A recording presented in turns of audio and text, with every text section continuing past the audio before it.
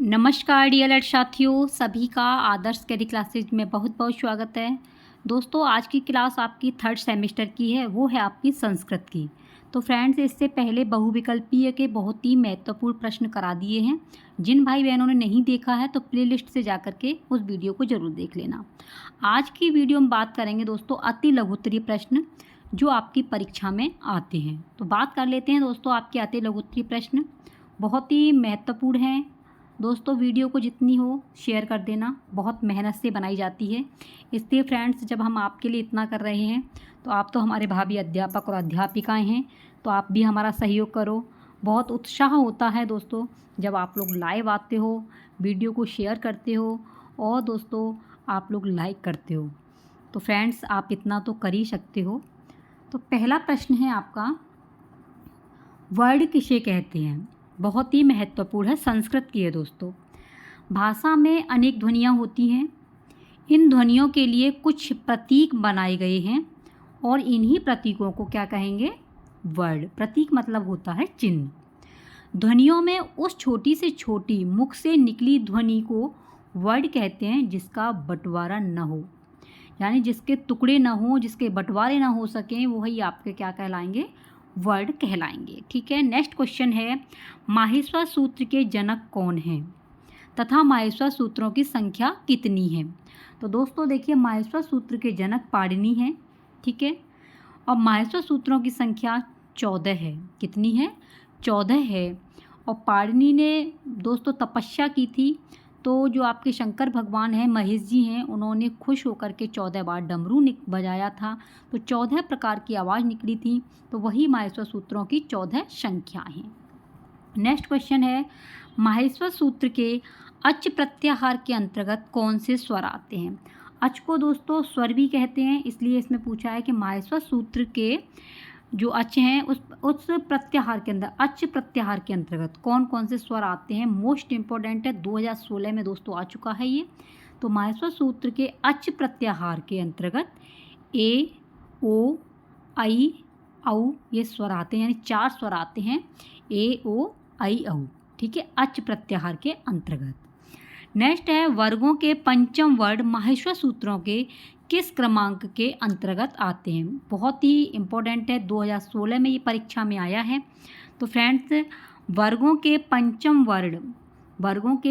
Word Maheshwar सूत्रों के सप्तम क्रमांक के अंतर्गत आते हैं। किसके? सप्तम के अंतर्गत आते हैं। ये माहेश्वर सूत्र पूछा है।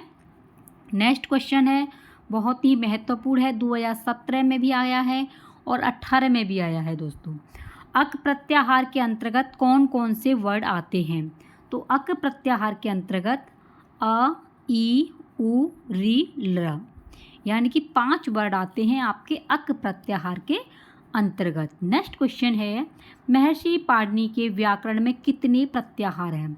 महर्षि पाणिनि के व्याकरण में कितने हैं? 42 प्रत्याहार हैं। कितने हैं दोस्तों? 42 प्रत्याहार हैं पाणिनि के व्याकरण में। नेक्स्ट क्वेश्चन है, इक से क्या समझते हैं? मोस्ट इम्पॉर्टेंट है, 2017 में आ चुका है और 2015 में भी आया है। एक प्रत्याहार के अंतर्गत कौन से वर्ड आते हैं? तो क्वेश्चन आपका थोड़ा सा बदल गया है, आंसर वही है। तो 2017 में और आपका 15 में आया है, इसलिए दोस्तों बहुत ही इम्पोर्टेंट है ये। तो एक प्रत्याहार के अंतर्गत ई, उ, री, ल वर्ड आते हैं, अथवा एक का तात्पर्य ई, उ, री, ल वर्डों के समूह से है। 5 आते हैं इसमें, ई, उ, री, ल, सॉरी 4 आते हैं। ठीक है। एक प्रत्याहार के अंतर्गत ई, उ, री, ल 4 प्रत्याहार इसके अंतर्गत आते हैं इक के। नेक्स्ट क्वेश्चन है आपका, वर्ड के कितने भेद होते हैं? तो वर्ड के दोस्तों 2 भेद होते हैं। वर्ड के कितने होते हैं? 2 भेद होते हैं। कौन कौन से हैं आपके? वो हैं फ्रेंड्स आपके, एक तो है आपका स्वर, स्वर को अच बोलते हैं, और दूसरा है आपका व्यंजन। ठीक है। स्वर या अच, व्यंजन या हल। ये भी क्वेश्चन आ सकता है कि स्वर का दूसरा नाम क्या है? तो आप अच लिख देना। व्यंजन का दूसरा नाम क्या है? तो वो हल है। ठीक है। नेक्स्ट क्वेश्चन है, स्वर किसे कहते हैं?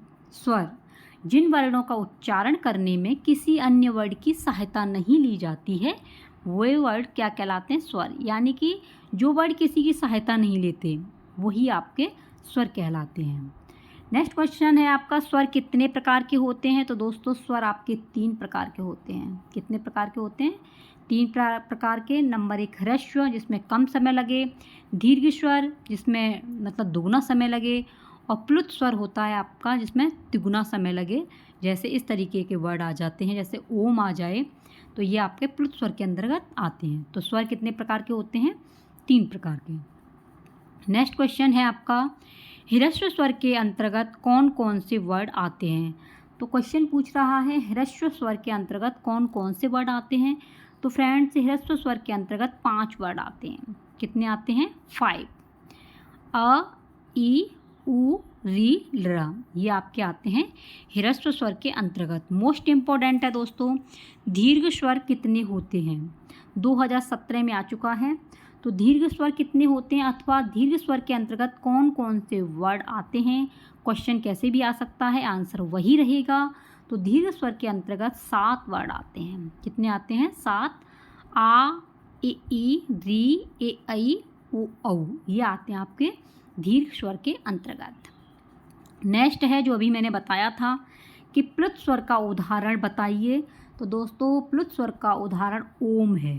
क्या है? ओम, जिसमें तिगुना समय लगता है। ये भी याद रखना, प्लुत में हमेशा तिगुना समय लगता है। स्वर को अन्य किस नाम से जाना जाता है? तो दोस्तों स्वर को अच नाम से जाना जाता है। किस नाम से जाना जाता है? अच।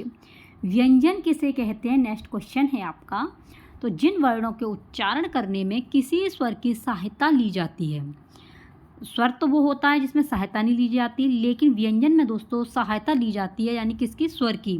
तो उन्हें क्या कहेंगे? व्यंजन। जैसे आप देखेंगे क, तो क बनता है आपका अ मिला करके, ख अ मिला करके, तो च मिलेगा आपका अ मिला करके। तो इस तरीके से फ्रेंड्स आपका व्यंजन जो होता है वो स्वर की सहायता लेता है, लेकिन स्वर किसी की सहायता नहीं लेता है।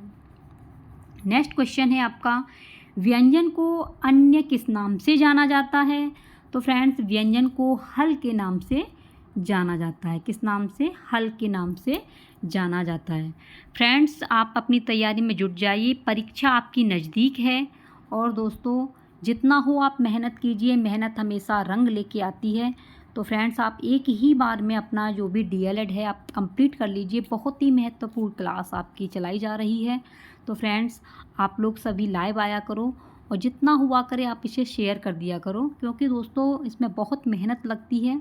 तो इसलिए फ्रेंड्स आप एक इतना काम कर सकते हो जिससे हमें भी उत्साह हो, हमें भी और अच्छे आपके लिए सब्जेक्ट बना करके दें। तो इतना आप करोगे फ्रेंड, ठीक है। नेक्स्ट क्वेश्चन है आपका, व्यंजन कितने प्रकार के होते हैं? तो व्यंजन फ्रेंड्स आपके 3 प्रकार के होते हैं। कितने? 3 प्रकार के। कौन कौन से हैं? स्पर्श व्यंजन, अंतस्थ व्यंजन और ऊष्म व्यंजन। इस प्रकार व्यंजन आपके 3 प्रकार के होते हैं। 2004 में ये क्वेश्चन आ चुका है, इसलिए फ्रेंड्स इसको आप याद कर लेना। मोस्ट इम्पॉर्टेंट है आपका, स्पर्श व्यंजन को बताइए। 2004 में भी आया है और 10 में भी आया है।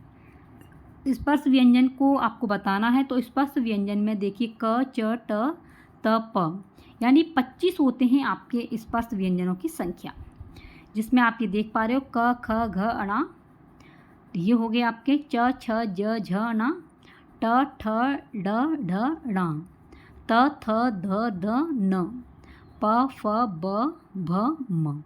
इस प्रकार स्पर्श व्यंजनों की अगर संख्या पूछते हैं तो 25 है, और अगर विस्तार से पूछा है तो आपको इस तरीके से डायग्राम बनाना होगा और आपको दिखना होगा, ठीक है। नेक्स्ट क्वेश्चन है, मोस्ट इम्पोर्टेंट है, अंतस्थ व्यंजन बताइए। तो अंतस्थ व्यंजनों की संख्या फ्रेंड्स 4 है, और ये हैं आपके य, र, लव, य, र, लव। नेक्स्ट है ऊष्म व्यंजन की संख्या बताइए, ऊष्म व्यंजन बताइए। तो ऊष्म व्यंजनों की संख्या भी 4 है, वो है आपके श, श, ह। Most important question. संयुक्त व्यंजन बताइए। तो फ्रेंड्स संयुक्त व्यंजन किसे कहते हैं? एक से अधिक मिले हुए व्यंजनों को संयुक्त व्यंजन कहते हैं। जो एक से अधिक मिले हुए होते हैं उन्हें क्या बोलेंगे? संयुक्त व्यंजन। जैसे आप देखेंगे क, श मिलाकर के छ बन गया, ठीक है। क और श मिलाएंगे तो छ बनेगा। त और र मिलाएंगे तो त्र, और ज और आ बनाएंगे तो ज्ञा। इस तरीके से संयुक्त व्यंजनों की संख्या पूछे तो आपकी 4 होती है। ठीक है। नेक्स्ट क्वेश्चन है आपका, वृद्धि में कौन कौन से वर्ड आते हैं? वृद्धि में कौन कौन से वर्ड आते हैं? तो दोस्तों वृद्धि में आ आएगा, ए आती है बड़ी ए, और बड़ा औ, ये आपके वृद्धि में आते हैं। नेक्स्ट क्वेश्चन है, जस प्रत्याहार के अंतर्गत आने वाली वर्ड बताइए।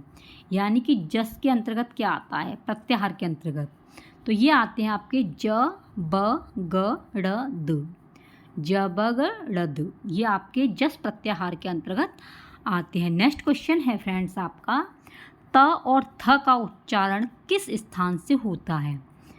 त और थ, तो दोस्तों देखिए अगर आप बोल करके देखेंगे त और थ को तो हमारी जिह्वा दांतों का स्पर्श करेगी, इसलिए दोस्तों इसका उच्चारण स्थान पूछा है तो इसका उच्चारण स्थान दंत होगा, त थ। ठीक है, दंत। नेक्स्ट है, कंठ में किन वर्णों का उच्चारण होता है? तो फ्रेंड्स कंठ में आपके अक का होगा, ख ग ड़ और आपका घ, और ह का भी, और विसर्ग भी इसी के अंतर्गत आते हैं कंठ के अंदर, जो कंठ से बोले जाएं। नेक्स्ट क्वेश्चन है, नासिका से किन वर्णों का उच्चारण होता है? तो दोस्तों नासिका में 5 उच्चारण आते हैं, 5 वर्ड। ठीक है, और उच्चारण में जैसे ड़, ये न म, ये आपके नासिका के द्वारा बोले जाते हैं, अर्थात नाक के द्वारा, और इनकी संख्या 5 होती है। नेक्स्ट क्वेश्चन है आपका, तालु से किन किन वर्णों का उच्चारण होता है? तो तालु से दोस्तों इच, य और श का उच्चारण होता है। अगला क्वेश्चन है, ट वर्ग का उच्चारण स्थान क्या है? तो ट का दोस्तों मूर्धा है, यानी कि आप जब बोलेंगे तो हमारी जीभ थोड़ी सी मुड़ जाएगी, तो मुड़ने का मतलब है दोस्तों ट वर्ग का उच्चारण स्थान आपका मूर्धा है। नेक्स्ट है, प वर्ग का उच्चारण स्थान क्या है? तो फ्रेंड्स जितने भी उच्चारण स्थान हैं आप एक बार बोल करके देखना तो आपके स्वतः ही समझ में आ जाएगा। प को अगर बोलेंगे तो ये होठ से बोला जाता है, इसलिए दोस्तों इसका उच्चारण स्थान ओष्ठ है। नेक्स्ट है आपका, अंग और एच में क्या अंतर है? आपको बताना है एंग और एच में अंतर क्या है। तो फ्रेंड्स एंग ए और औ वर्ड आते हैं, ए और ओ, और अच में आपके ए ओ और ए औ वर्ड आते हैं। नेक्स्ट क्वेश्चन है आपका, व वर्ड का उच्चारण किस स्थान से किया जाता है? किस स्थान से किया जाता है व का? तो दोस्तों व वर्ड का उच्चारण दंत और ओष्ठ की सहायता से किया जाता है, यानी दांतों की सहायता से और होठ की सहायता से किया जाता है, तो दंतोष्ठ हो जाएगा इसका उच्चारण स्थान। तो इसलिए इसमें पूछा है व वर्ड का उच्चारण स्थान दंत और ओष्ठ है। लास्ट क्वेश्चन है फ्रेंड्स, स्पर्श किन वर्णों को कहा जाता है और क्यों? तो स्पर्श जो है किन वर्णों को कहा जाता है ये पूछा है क्वेश्चन में, तो आपको बताना है।